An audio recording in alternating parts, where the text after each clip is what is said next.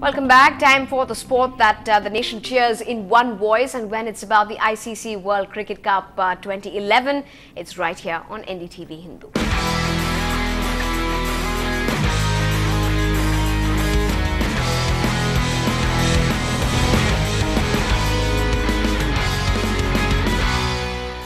Well, in the Group B game between South Africa and Ireland at the Eden Gardens today, JP Dumini missed out on a century but rescued a shaky South Africa batting effort to drag the Proteas to 272 for 7.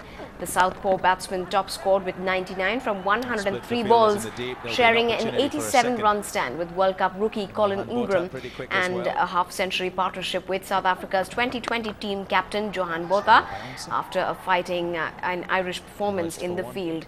South Africa have been struggling, in fact, at that point at 117 for 5. And chasing that daunting target, Ireland got off to a relatively shaky start.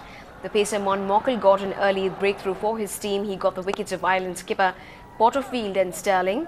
And right now,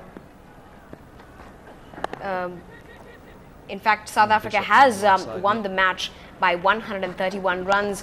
Ireland were at 141 all out at the end of 33 overs. And Johan Botha pretty quick as well. Now, MS Dhoni and his men in blue, meanwhile, will take on the West Indies in their last group match to be played at the Chepauk Stadium on the 20th of March. That's this Sunday. The Indian team may be looking to play Suresh Raina. In a scenario like that, Yusuf Pathan may have to sit out against the West Indies.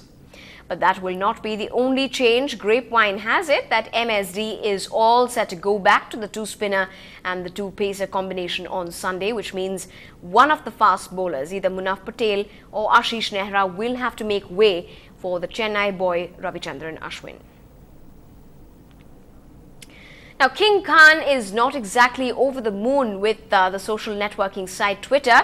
The Kolkata Knight Riders co-owner SRK, who has over 8 lakh followers, says it is difficult to relate to faceless people who ask him personal questions with an agenda. I was talking very personal stuff. I was giving out pictures of my children. I was saying things which I really felt at the end of the day or morning. I'm not a regular.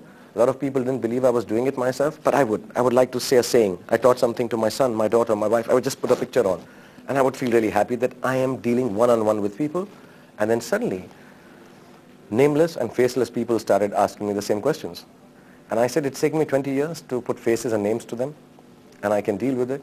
But it became nameless and faceless, and everybody found an agenda into what I'm saying. For example, one of them being, oh, he only comes on Twitter to promote his film. I, with all due respect and love to everyone, 8 or 10 lakh of them, 8 or 10 lakh don't make a film hit. I don't need to be promoting my films like that. I was being very personal.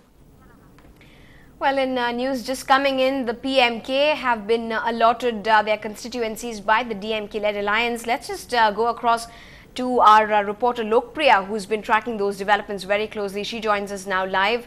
Lokpriya, what can you tell us at this point? Which are some of those key constituencies that they've been identified with? Well, the Chief Ramdas has just signed the agreement with Karnanidhi, and about 30 constituencies have been identified, and in particular in Chennai, the Velikeri constituency goes to the PMK. It was over this constituency there has been a lot of wrangling, and now the Velikeri is gone to PMK.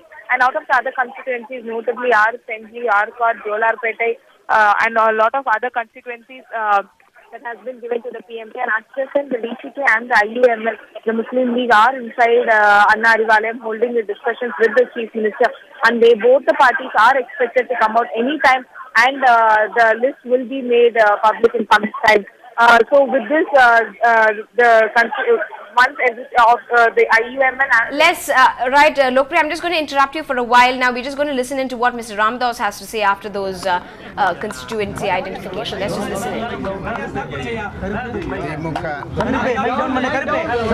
திமுக தலைமையிலான வெற்றி கூட்டணியில் பாட்டாளி மக்கள் கட்சியும் திமுகவும் தொகுதி உடன்பாட்டிலே கையெழுத்திட்டிருக்கிறோம். மாண்புமிகு கலைஞர் அவர்களும் நானும் கையெழுத்திட்டிருக்கிறோம். இது மிகப்பெரிய வெற்றி கூட்டணி. 234 தொகுதியிலேயும் மிகப்பெரிய வெற்றி நீங்கள் எதிர்பார்த்த தொகுதிகள் கிடைச்சிருக்கு. மகிழ்ச்சிகரமான மகிழ்ச்சி. நன்றி sir. So there you go, the PMK's Mr. Ramdas there giving out his reaction after those seat identification process. Lokpriya, a key constituency, Dharmapuri again being bagged by the PMK?